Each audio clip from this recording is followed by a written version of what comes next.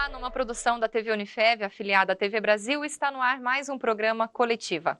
O ano de 2020 não foi fácil na gestão das empresas. O contador talvez tenha sido uma figura fundamental para auxiliar esses empresários. Então, para falar sobre isso, recebemos aqui hoje em nossos estúdios o presidente da Associação dos Contabilistas da região de Votuporanga, Flávio Damião Curti, que também faz parte da curadoria da Fundação Educacional de Votuporanga. Flávio, seja muito bem-vindo e obrigada pela presença. Eu aqui agradeço o convite de vocês, da Unifev, da Fundação. Estou aqui em nome da Associação dos Contabilistas, representando os contadores de Votuporanga e região, e à disposição de um bate-papo. Bom, Flávio, visitando o Facebook, a fanpage aí da associação, um dos questionamentos mais observados que eu notei foi quanto ao trabalho dos contabilistas durante a pandemia, que não pôde parar, porque vocês tinham prazos para cumprir de obrigações acessórias desses empresários, né? Sim. Ao contrário de muitas categorias que conseguiram se organizar em home office, com vocês foi um pouco diferente. Como ficaram, afinal, essas obrigações tributárias durante a pandemia? Como vocês conseguiram se organizar? Como foi para todos, né? Foram para todos nós, uma surpresa logo de início, né? Nós contadores, a gente, nas conversas que nós temos entre nós, nós somos contadores, nós somos assistentes, assessores, psicólogos, né?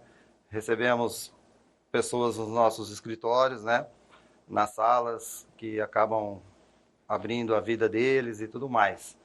Ou seja, a gente sempre acha que nós estamos preparados para tudo, né?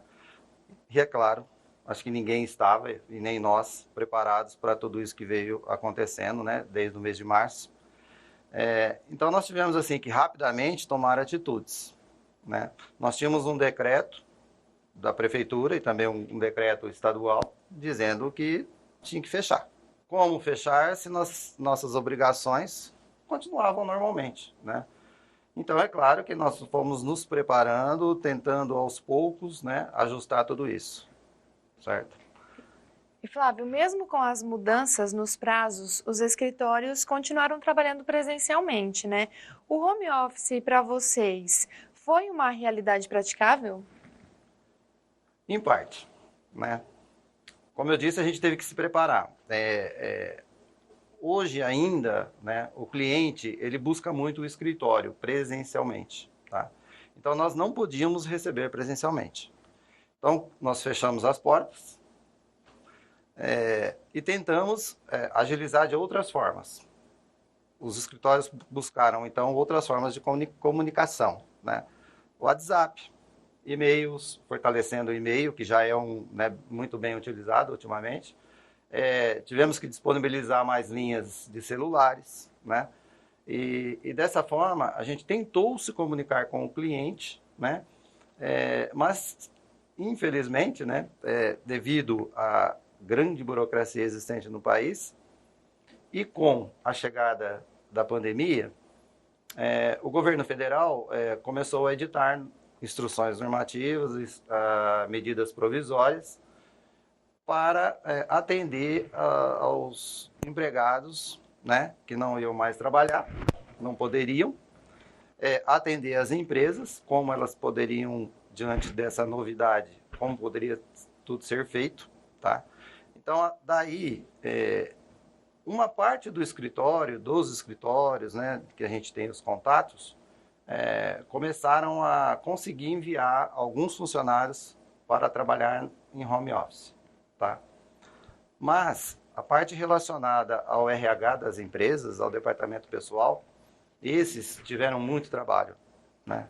Então, os responsáveis nos escritórios por esse setor, eles tiveram que continuar trabalhando e muito mais.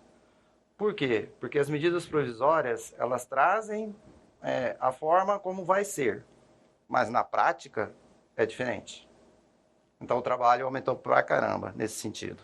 Vocês tiveram alterações de prazos quanto aos impostos, que era uma reivindicação da classe, né? Justamente alterar Sim.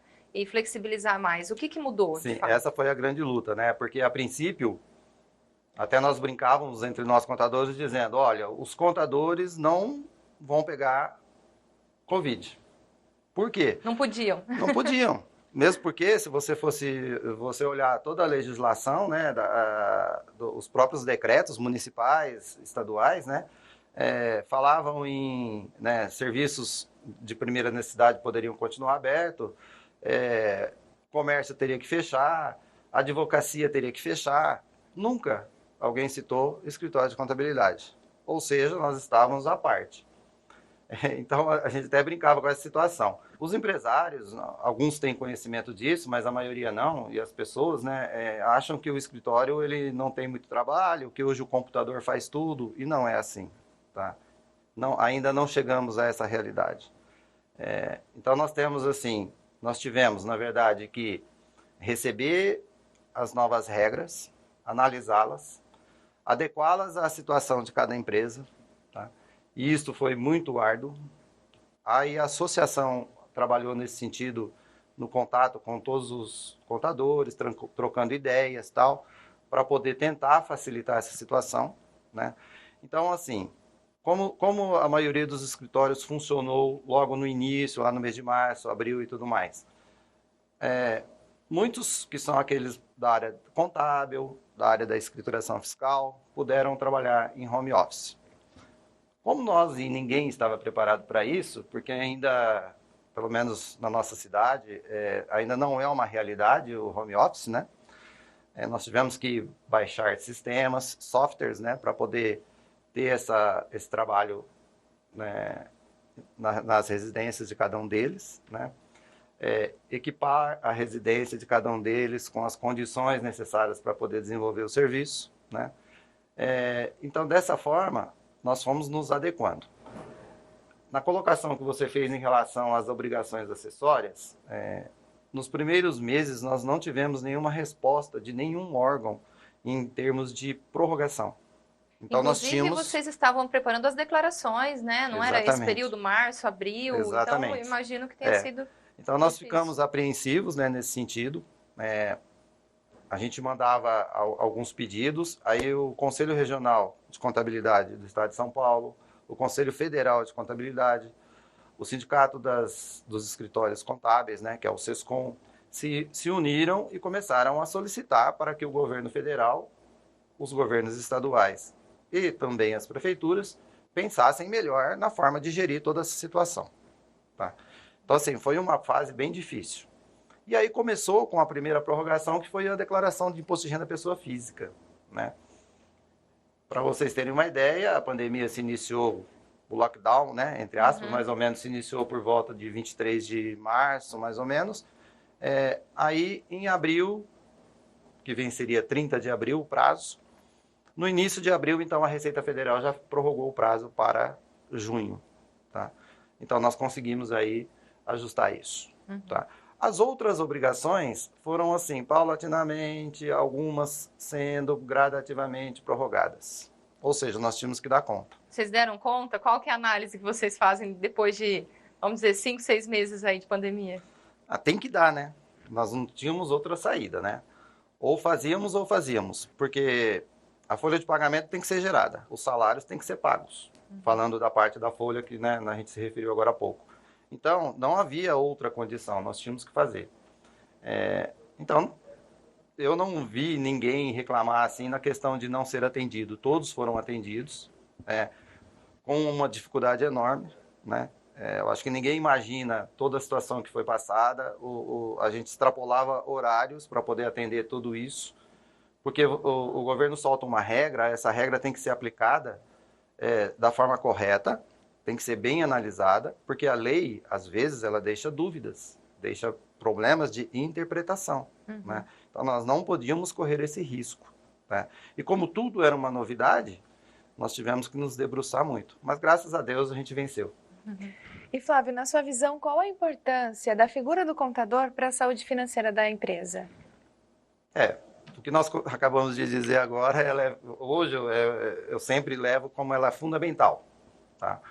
É claro, assim, eu tenho um escritório de contabilidade, vários escritórios de contabilidade em Votuporanga, que cuidam de várias empresas, né? Temos os contadores que trabalham especificadamente em algumas empresas e lá eles também desenvolvem todo esse trabalho. É claro que o contador que trabalha especificadamente em uma empresa, ele tem o contato mais direto com toda a movimentação da empresa, né? Nós, dos escritórios, nós recebemos a documentação, fazemos todo o trabalho, né? Contábil, fiscal, né? Para poder responder a todas as exigências, né, da legislação. Então, assim, o contador, ele é fundamental. Tá? Não é porque eu estou puxando lado, né, a sardinha para o meu lado, não.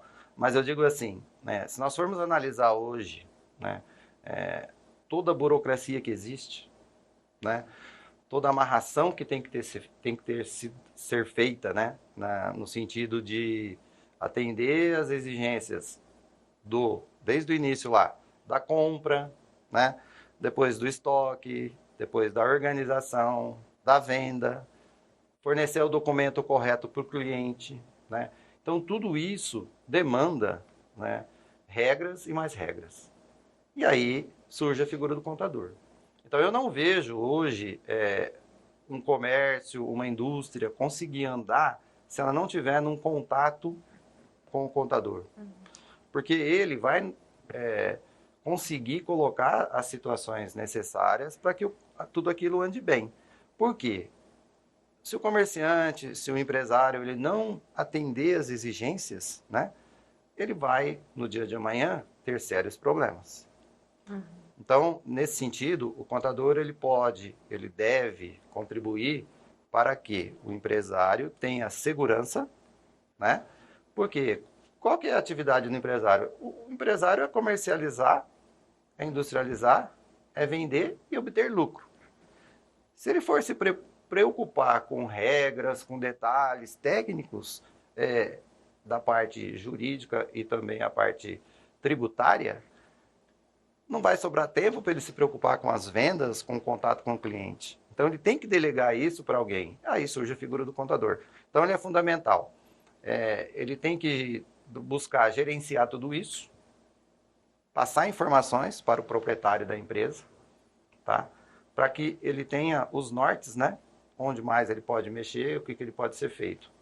Contribuir para que ele também saiba onde ele possa reduzir custos. Então, tem toda uma situação que o contador entra aí como uma figura extremamente ativa, né?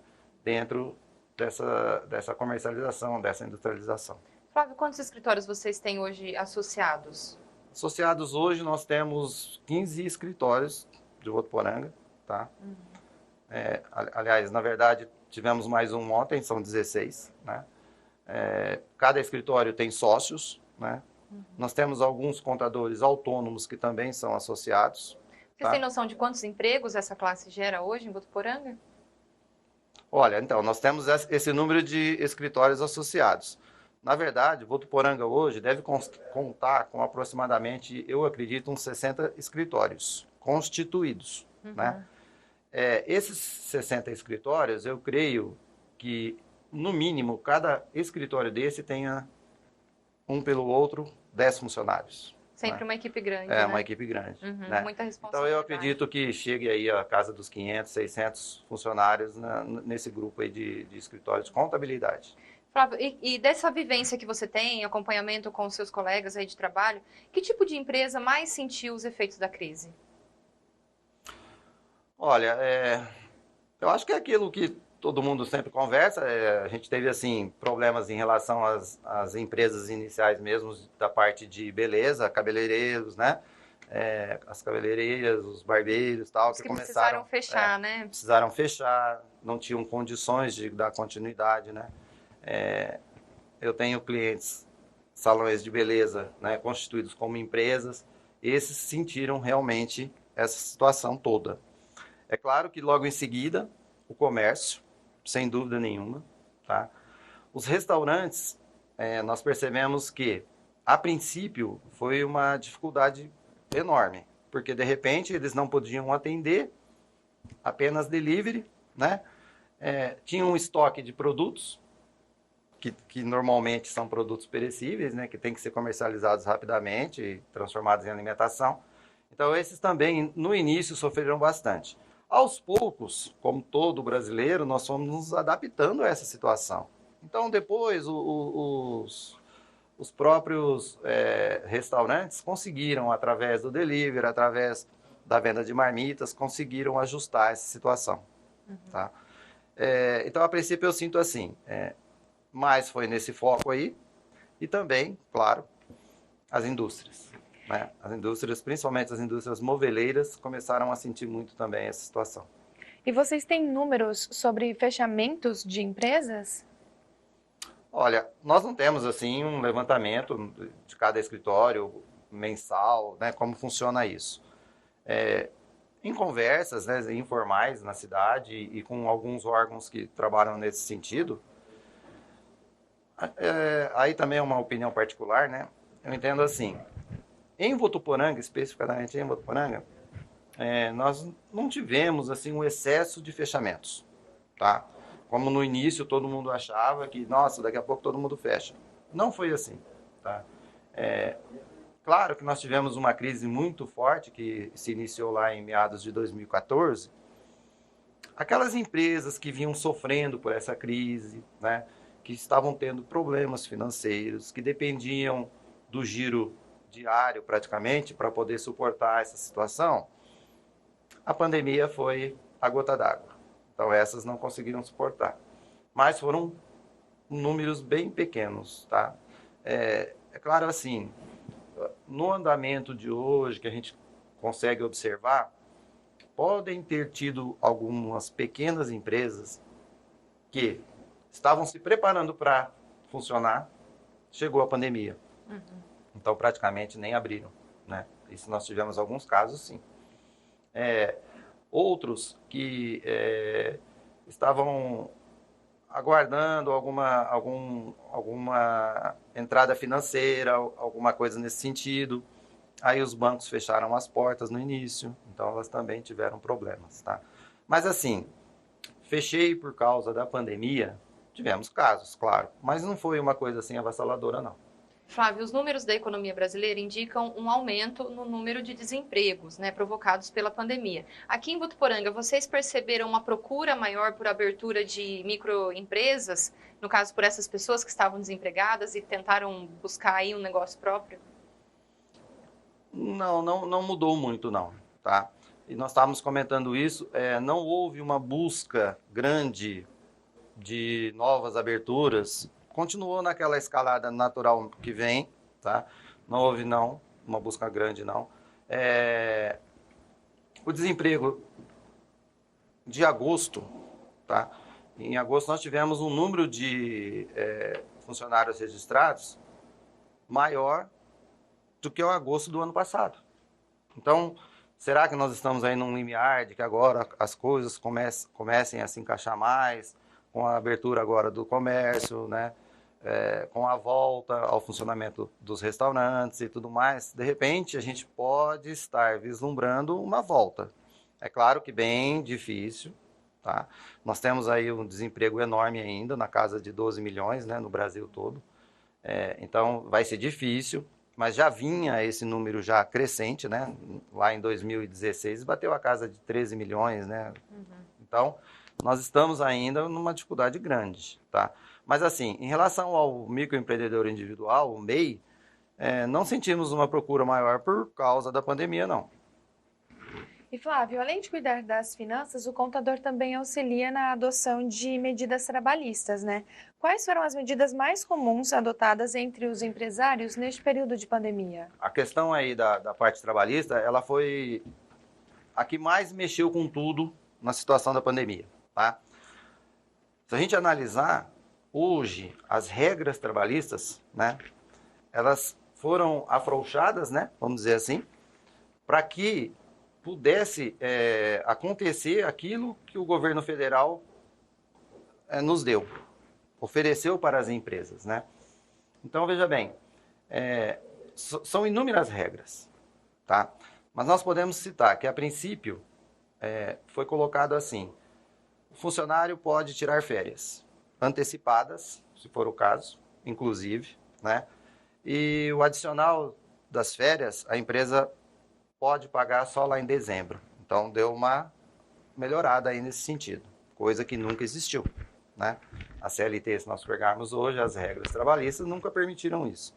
Então, foram novidades que foram surgindo, né? com as edições das medidas provisórias, né, pelo governo federal, que foi tentando ajudar as empresas nesse sentido e também, lógico, isso colaborou, não só essa regra, mas várias, colaborou muito para que não houvessem as demissões, porque senão nós iríamos entrar num colapso. Então, o governo, com essas regras, e aí o contador, analisando tudo isso e observando as necessidades de cada empresa, foi comunicando, né? Apesar que hoje a informação todo mundo tem muito rápido, né? Mas nós íamos comunicando aos empresários o que o governo federal estava editando, estava colocando para que cada empresário pudesse utilizar bem. Então, a primeira atitude das empresas foi realmente dar férias, tá? É claro que as férias são 30 dias. Todo mundo achava que daí 30 dias tudo ia voltar ao normal, mas não foi assim. Então, o governo também editou a questão da você poder fazer redução de jornada de trabalho, tá? E isso foi o grande motivo das empresas não demitirem. Por quê? Na mesma medida em que o governo permitiu a redução de jornada, ele também veio e subsidiou o salário. Então, para a gente entender, se a empresa pagava R$3.000 para um funcionário, ele poderia reduzir essa jornada em 30%, 50% ou 70% da carga horária que ele fazia. Nessa mesma proporção, a empresa diminuiria, então, o salário a ser pago. Então, se pagava 3.000, reduziu 50%, ia trabalhar 50% menos e reduziu o salário a 50% menos, ia só pagar 1.500. O que o governo fez? A diferença, o governo depositava na conta do empregado, ou melhor, deposita, né? Não é exatamente o valor que vai atingir os 3.000, mas pelo menos ele continua ganhando. Justamente. Né? Então, assim, essa regra foi fundamental, né? Nós temos que agradecer essa regra, porque essa regra até hoje ela vem ajudando, ela se estende até 31 de dezembro, e tive uma notícia atualíssima que vai ser prorrogada por mais 2 meses, entrando para 2021, coisa que ninguém esperava. Porque o decreto da pandemia ele é até 31 de dezembro. Então, para todas essas regras que foram mudadas em relação à CLT e tudo mais, tomou-se como base a pandemia. A pandemia até 31 de dezembro. Mas já temos notícias que vai ser prorrogado por mais 2 meses. Então, veja, o governo vem tentando amenizar a situação e tem conseguido. Quanto ao auxílio emergencial, que foi uma das medidas adotadas pelo governo, na sua análise do que você acompanha do mercado, da economia, qual foi o impacto desse auxílio na economia aqui em Votuporanga? É possível avaliar? Olha, é possível. Também é uma opinião particular, né? Mas eu entendo assim, a gente percebe que isso, claro que no início, né, abrindo um parênteses aí, quando se tocou nessa situação, todo mundo achava que do dia para a noite o dinheiro ia cair na mão de todo mundo. Estava resolvido o problema. Foi até bom porque acho que todo mundo sentiu um gostinho daquilo que é a burocracia. Então, todo mundo percebeu como é difícil você colocar em prática uma regra. Então, editam-se leis. Vai se colocar em prática e agora, como vai ser? Então, esse é o nosso sofrimento. O contador sofre isso todo dia, entendeu? Então, vocês perceberam que foi difícil implantar essa situação, tá? A burocracia foi grande, pessoas não tinham documentação, né? Não tinha como receber, lembram das enormes filas, né? na Caixa Econômica Federal. Mas, eu entendo assim, é outro ponto que se não houvesse, eu acho que também estaríamos em colapso. Por quê? Esse dinheiro, ele ajudou as pessoas, né? Os autônomos, os desempregados, aqueles que não tinham renda, aqueles que trabalhavam à margem, né? da comprovação de documentos e tudo mais, esse pessoal começou a receber um dinheiro. Esse dinheiro foi usado para as primeiras necessidades. Ou seja, eu entendo que aí fomentou realmente o comércio, no sentido principalmente de supermercados, né? Alimentação. Vocês observaram que os supermercados nunca deixaram de vender. Então, isso contribuiu. Existem muitos funcionários contratados pelos supermercados. Eles tiveram até que contratar mais, porque, né, muita gente foi nessa busca. O comércio também teve esse pessoal que acabou gastando alguma coisa em relação ao comércio quando pôde comprar, né? Porque o comércio ficou muito tempo fechado. Mas eu entendo assim, foi muito importante também essa ajuda federal para que pudéssemos, né, passar por isso. E também ela vai continuar, que é outra situação. Era R$600 por um período, agora vai se transformar em R$300, mas vai continuar caindo na conta, né, de cada uma dessas pessoas. Isso deve se prolongar também até o final do ano. Então, eu entendo assim, extremamente necessário nesse momento, porque a pessoa aí ela tem com o que se defender. É pouco, mas pelo menos é alguma coisa. Flávio, de forma geral, independente da pandemia, na sua visão, quais são os principais desafios dos empresários brasileiros para sobreviver no mercado? Independente da pandemia, né? Nós temos que analisar agora separadamente. Sempre o grande desafio, eu entendo, é a carga tributária, inicialmente. Então, isso precisa ser mudado, tá? Esse é um ponto X aí no negócio. Lógico, fundamental também é a questão da captação de dinheiro, né? Hoje, né, não podemos analisar hoje, mas normalmente os juros são muito altos, né? Então, a empresa quer fazer algum investimento, ela se barra nisso, ela acaba pagando um juro altíssimo e isso, lógico, aumenta demais o custo, né? Então, a carga tributária, a captação de dinheiro que é muito cara, né? A burocracia, isso também, infelizmente, é um entrave, né, para os empresários. Nós temos empresas que, quando vão fazer abertura, elas sofrem muito com as exigências extremas, né, da questão de vigilância sanitária, corpo de bombeiros, tal. Regras que têm que ser cumpridas, né, concordo, segurança é fundamental. Mas, às vezes, elas extrapolam, né, o bom senso, tá? Então, tudo isso acaba, às vezes, atrapalhando um pouco, né, o livre andamento das coisas, tá? Nós temos regras agora, nós tivemos algumas resoluções, né, do Comitê Gestor do Simples Nacional, que colaborou muito, que vai colaborar, né, porque agora que vai entrar em fase de efetivação, diminuindo bastante essa exigência da parte de bombeiro, vigilância sanitária, CETESB, né?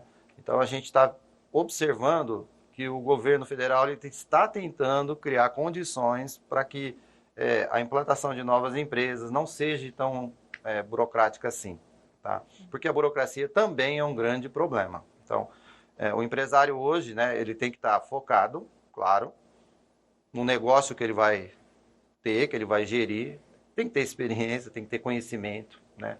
Tem que ter uma boa gestão, né? E é claro, tem que ter um bom contador, né? Porque senão eu acho que não vai dar certo. Então, eu acho que isso são partes fundamentais aí que eu entendo que podem ajudar. Mas assim, só para a gente pontuar, seria a parte mesmo da excesso de tributos, né?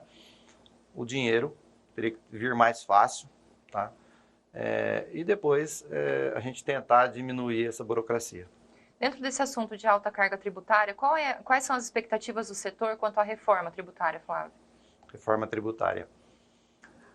Olha, a reforma tributária ela é necessária, sempre foi necessária, tá?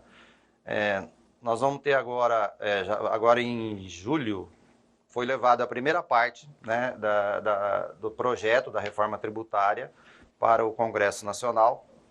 Só que a gente ouve falar em reforma tributária a cada governo, né? E nunca foi realmente efetivada uma reforma tributária, tá?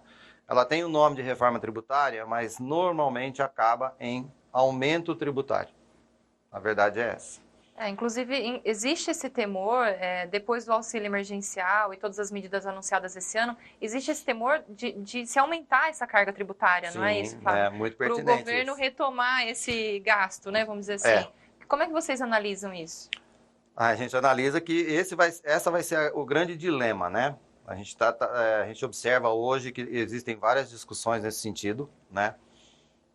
E juntamente com esse grande problema que nós estamos agora numa pandemia, e aí vem alguém e fala em reforma tributária, e já levou isso, porque isso também é uma necessidade, é uma obrigação, já levou isso ao Congresso, tá? Então tá se juntando, né, o problema que o governo federal disponibilizou muito dinheiro para combater a pandemia e precisava, não tinha outro caminho.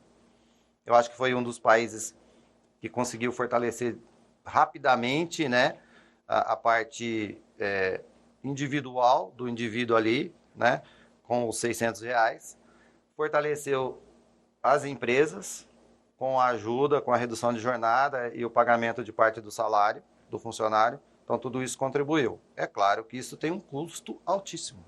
Então, o déficit cresceu. Falar em que uma reforma tributária não vai passar pelo aumento de tributo, eu acho que seria uma ironia, né?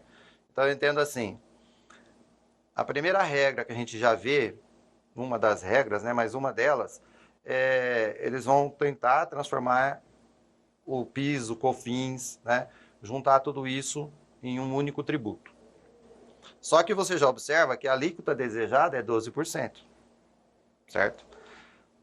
Será que esse 12% vai ser menor do que o PIS e o COFINS se paga hoje? A gente já percebe que não. E aí também eles já estão colocando que esse PIS e COFINS reduzido, ou esse tributo único, né, vamos dizer assim, ele vai se dar mais em relação aos prestadores de serviço. Então, a gente já percebe que por aí vem algum aumento. Pode-se compensar com outras situações? Pode-se, né? Pode-se no dia de amanhã diminuir a burocracia, essa mesma reforma tributária trabalhar para isso? Pode, tá? Então vai favorecer em outras situações. Podem-se criar créditos que possam diminuir esse valor? Também. Mas tudo isso, a princípio, a gente tem que aguardar. Porque, infelizmente, o Congresso Nacional tem muito lobby. E cada um luta pelo seu lado, né? E esses lobbies acabam não querendo que aquele lado sofra algum aumento tributário, aí descarrega em outro lado e aí fica uma guerra. Então, dificilmente o legislativo, o executivo, eles vão enfrentar isso para realmente derrubar essa situação. Então, normalmente acaba acontecendo o quê? Estoura em algum momento um aumento tributário. Então, veja assim, ó, não se alongando muito, mas apenas para pontuar. Na minha opinião, deveria passar primeiro por uma reforma administrativa. O que é a reforma administrativa? É tentar o país diminuir o seu custo. Onde diminui o seu custo? Então, hoje a gente tem uma gama enorme de um funcionalismo público de elite. Não estou me referindo a todos, tá? Eu estou me referindo aos de elite, aos que estão lá em cima com salários altíssimos, mordomias altíssimas. Isso é custo. Nós temos, né, o nosso Congresso Nacional, deputados, senadores, seus assessores, com extremas mordomias também. Então, primeiro, a faca deveria se passar por aí. Diminuímos as despesas. Temos um superávit? Vamos para a reforma tributária. Por quê? Aí nós teremos condições de não exigir tanto assim do empresário. Porque no final, o que acaba acontecendo? O empresário, ele é o que vai pagar a conta. A conta. Tá? E nós, como consumidores, também vamos pagar a conta. Tendo tributo alto, a mercadoria fica tudo mais caro. Nós vamos fazer uma breve pausa no programa Coletiva e voltamos daqui a pouquinho. Até mais.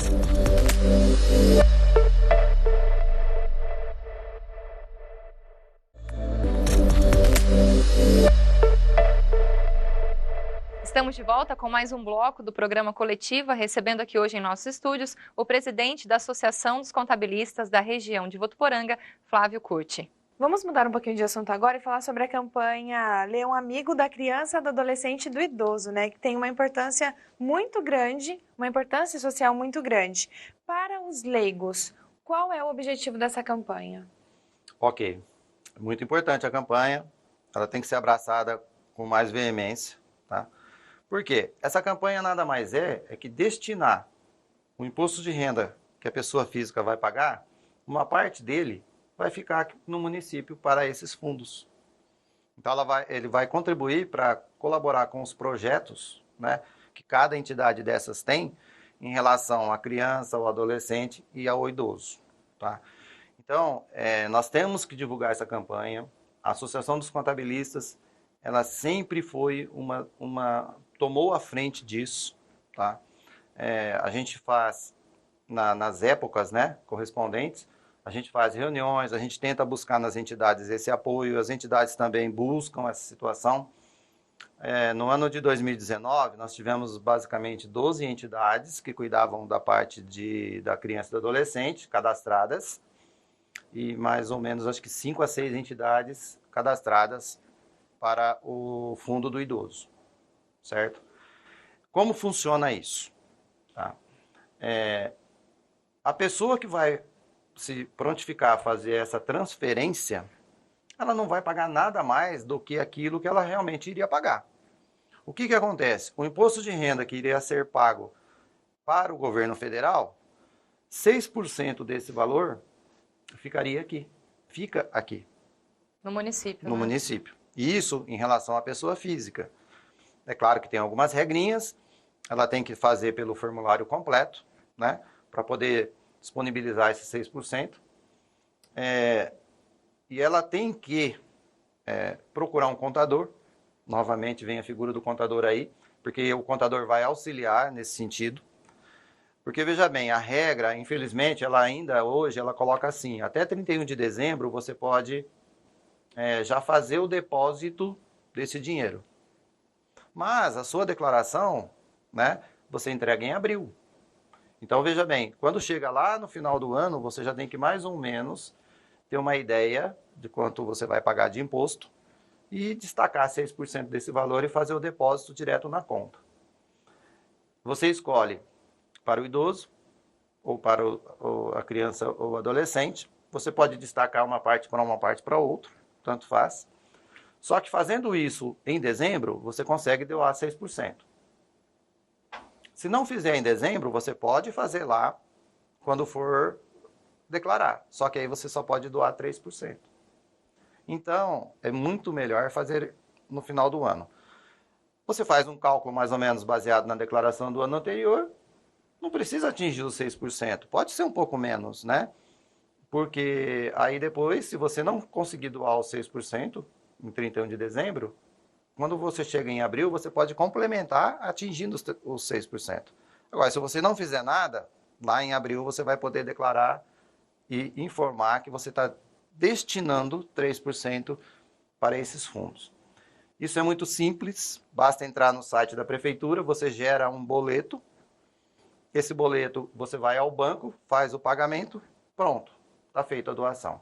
Quando você faz em dezembro, ele entra diretamente já na conta criada, é uma conta que é fiscalizada, tem todo um processo, não é uma coisa assim aberta, tá?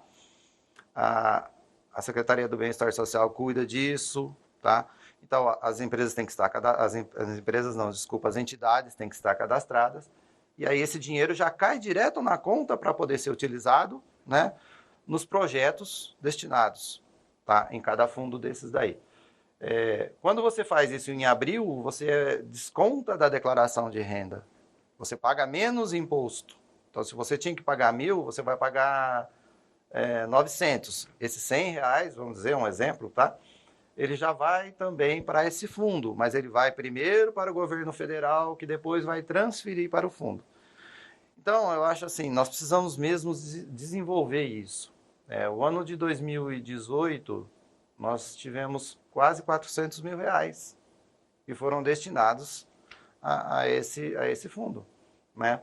Então, veja bem, é importantíssimo nós fazermos isso. E não vai custar nada para ninguém, isso que é o melhor. É um dinheiro que ia para o governo, não vai ficar aqui. Quer dizer, não é um ônus extra para esse declarante. Exatamente. Né? E também, só para finalizar, além da pessoa física, né, a pessoa jurídica optante do lucro real, né, porque hoje nós temos várias opções tributárias, né, o Simples Nacional, o lucro presumido e o lucro real. Então, a pessoa jurídica optante do lucro real, ela pode doar 1% do seu imposto. E isso do imposto apurado no final do ano. Então, veja bem, é um dinheiro também que ela ia pagar, ia para o governo federal, vai ficar aqui. Imagina uma empresa com valor altíssimo de imposto a pagar e 1% fica para nossas entidades. Não tem coisa melhor. Então, a gente tem realmente que difundir mais isso. Flávio, outra campanha que vocês participam muito, a Associação dos Contabilistas participa, é o Mutirão do MEI, realizado aqui em Votuporanga, né? Sim. Vocês são grandes entusiastas aí desse evento. Na sua visão, o que ainda precisamos melhorar nesse processo de abertura de empresa para os informais? Que é onde o Mutirão do MEI mais atinge, né? Mais atua, Então, essa é uma parceria que tem entre o SEBRAE, né, a Associação dos Contabilistas, a Prefeitura, né, Associação comercial órgãos de também. imprensa, né, Associação Comercial e Industrial. Então, assim, é um juntamento de entidades, né, que acabam propiciando isso, tá? Ela dura aí um período curto, tá? É uma campanha, na verdade. Mas veja, hoje, o próprio SEBRAE, ele já cria uma situação muito interessante, né? Porque hoje o microempreendedor, aquela pessoa, né, o autônomo, que ele quer se constituir como empresa, se ele for ao SEBRAE, ele vai receber toda uma orientação, inclusive ele vai receber um certificado. O SEBRAE vai mostrar para ele formas de venda, formas de compra, como conseguir um desconto, como conseguir controlar, né, a movimentação. Porque, na verdade, o MEI, ele se torna uma pessoa jurídica. Ele tem CNPJ, ele vai emitir nota fiscal. Então, ele é uma pessoa jurídica. Tá? É claro que os valores que ele paga são bem pequenos, na casa aí de 50 a 60 reais por mês, dependendo do comércio, indústria ou prestador de serviço. Então, quer dizer, é muito interessante. Essa campanha, ela é boa, ela é benéfica. Mas veja, hoje, como o SEBRAE já faz isso o ano todo, assim como, a partir do momento que o SEBRAE dá essas orientações, dá essas informações, ele encaminha também para o empreendedor da prefeitura. Tá? Então, lá, também ele recebe orientações, que é ali onde era o antigo Senai. Tá? Então, lá também ele recebe orientações. Então, assim, naquilo que você me perguntou, o fundamental hoje da pessoa que queira abrir um MEI é saber que ele está assumindo uma responsabilidade como pessoa jurídica e que é importante que ele tome cuidado com as regras que ele tem que cumprir. Para isso, realmente é importante que ele seja bem orientado. Nos mutirões, a gente agiliza o processo de abertura. Existem também as salas de orientações nesses mutirões. Mas se você já tem isso durante o ano todo, tá? Os escritórios de contabilidade durante o ano todo também estão abertos para atender o MEI. Então, nós já temos isso. Mas as campanhas são sempre importantes, né? Elas divulgam, elas orientam, então elas são favoráveis sim. E devem continuar. Flávio, vamos falar agora sobre o profissional, o contador, né? O curso de Ciências Contábeis é um dos fornecidos pela Unifev. Na sua visão, quais são as competências de um bom contador? Competências do bom contador, vamos falar assim claramente, é não ter preguiça e não ter preguiça de ler. Tá? O contador ele tem que ler, ele tem que se informar, se orientar. Mas pensando assim, é claro, né, que o contador eu entendo assim, como primordial. Primeiro, a ética profissional, isso vale para todos os campos, né? Qualquer profissão. Mas o contador ele tem que ter uma ética muito aprimorada, né? Definir as coisas com honestidade, com responsabilidade, né? Saber direcionar bem o cliente, orientar, porque o contador ele cuida de uma parte muito importante, que é a parte financeira, tá? Então ele tem que saber direcionar bem isso. Então acho que isso é uma competência necessária, claro, né? Que é a ética profissional. É claro que o quê? Ele tem que se especializar. Então nós temos aqui a faculdade que muito bem forma os alunos. Ela está bem engajada, ela coloca um sistema ali que o aluno ele trabalha naquele sistema, que é um sistema que é utilizado hoje pela maioria dos escritórios de Votuporanga. Então o aluno já sai ali com algum conhecimento nesse sentido, tá? Isso é importante. Então, ele tem que se esforçar nesse sentido. A competência dele é saber que, naquele momento que ele está na escola, na faculdade, melhor dizendo, desculpe, ele tem que estar buscando as melhores informações. E depois, ele não pode parar. Então, ele tem que buscar alguma especialização. Tá? Hoje, na área de análise, né, de sistemas e tudo mais, ele tem que estar ali focado para saber analisar o sistema financeiro, tributário, entender bem a situação para poder colocar em prática. Tá? Então, eu vejo assim, hoje é muito importante, até eu converso com meus funcionários no escritório, né? Olha, se você não tem vontade de ler, então não adianta você querer ser um contador. Por quê? Nós estamos hoje, né, que hoje a juventude ela está muito focada no celular, em que tudo vem pronto. Então, ou você assiste um vídeo, ou você lê alguma coisa ali rapidamente. Às vezes no WhatsApp você nem lê o final, você lê só alguma coisa. Então, está se perdendo muito essa disponibilidade de leitura. E o contador, ele tem que ler. Então, isso é fundamental, tá? Eu entendo assim. O ler é se orientar para poder aplicar bem as regras. É nesse sentido que eu estou dizendo. Então, o estudar sempre. Isso aí ele nunca vai terminar. E ter né, essa responsabilidade de poder lidar com todas as pessoas, a parte financeira e tudo mais, e saber lidar isso com bastante honestidade e responsabilidade. Você é formado aqui pela Unifeb, não é, Flávio? Sim, Na verdade, eu me formei aqui ainda quando era a Faculdade de Ciências Contábeis e Administrativas, né? A antiga FACICA, né? Isso lá para os inícios dos anos 80, né? Graças a Deus me formei, tive ótimos professores. Eu já trabalhava no escritório, eu comecei a trabalhar em 1976 no escritório de contabilidade, né? Estou até hoje. Então eu me formei aqui, sim, né? E veja que o tamanho que essa universidade está hoje, né? E por quê? Porque ela ministra bons cursos, né? Eu, graças a Deus, me formei aqui, estou com um escritório hoje, e isso denota, então, que eu tive uma boa formação lá, né? Flávio, quanto ao mercado de trabalho para os contadores formados, como é que está hoje? Olha, sempre tem, tá? É que, né, isso em toda a área, né, funciona assim, o primeiro emprego, né, esse é um grande dilema, né? Então, a gente até já debateu isso em algumas reuniões, né, da associação dos contabilistas, que a gente deveria buscar mais esse iniciante, tá? Os escritórios hoje, eles buscam muito o profissional que já tem alguma experiência, tá?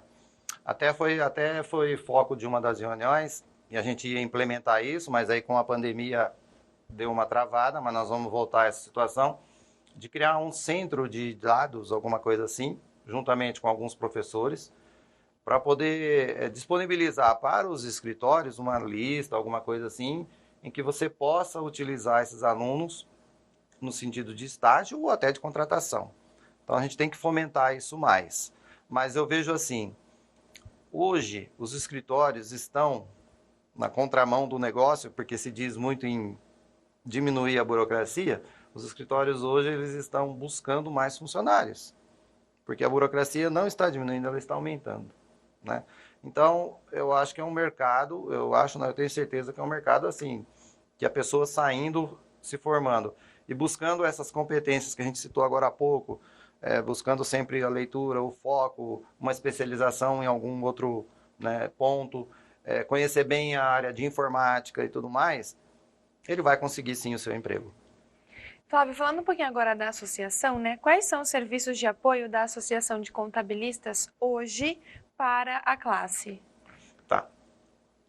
A associação, ela é uma associação, nós estamos assim, nós nos reunimos, na verdade, uma vez por mês, umas reuniões.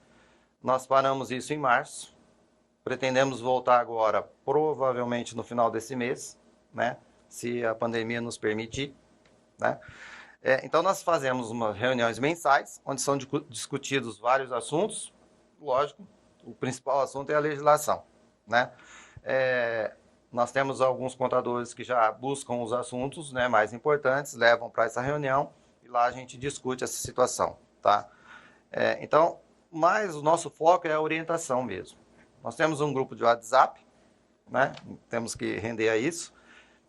E aí ele é muito importante, porque a gente até citou agora há pouco, né? Porque a burocracia é muito grande e as legislações vêm com algumas regras, mas que na prática não funcionam. Então, às vezes, a Receita Federal solta uma exigência que você vai lá no sistema fazer, o sistema não está de acordo com aquilo que a Receita quer.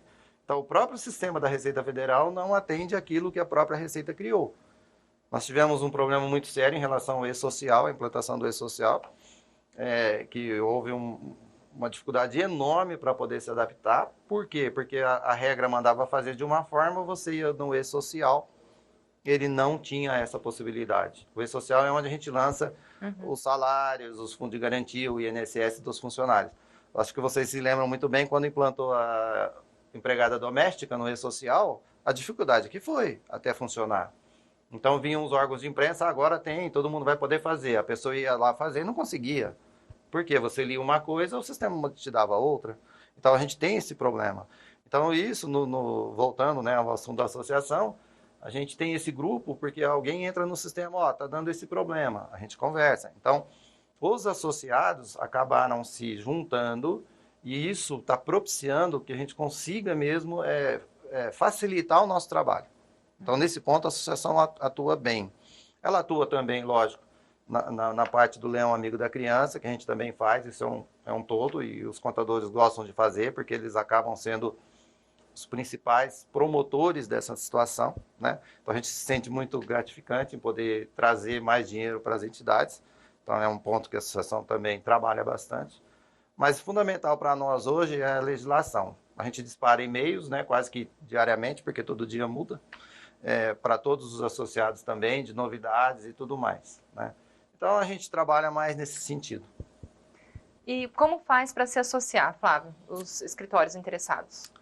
Então, o contato sou eu, né? Então, ou liga para mim ou para o vice-presidente, que é o nosso vice-presidente, é o presidente da Associação Comercial, o Valdeci, né? Liga no meu escritório, ou nós temos o e-mail que pode ser enviado, né? E aí, por ali, a gente faz o cadastramento, a inscrição, e a pessoa já passa a ser associada. Nós vamos deixar aqui na tela, então, todos os contatos para o pessoal de casa.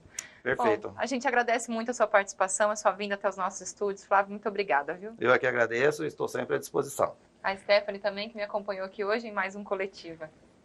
E a você de casa, fica o nosso abraço, nosso muito obrigada por mais um programa aqui junto conosco. Fique com a gente, continue assistindo a programação da TV Unifev. Voltamos na próxima semana. Até lá!